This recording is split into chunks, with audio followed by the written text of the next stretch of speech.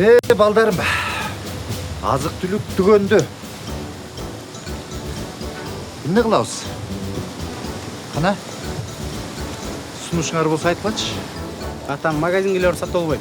Эмне кыйынчылык? Ата болбой жатса кафеден эле тамак жейбиз. Эмне экен? Атаке үйдө деле апам уктагыс тоюгуп атат. Бир нерсе болсо азык түлүктөрдү бир жерден болсо да таап чыгат. Ошо. Кандак тоюп жүрөбүз. Азаматсыңар.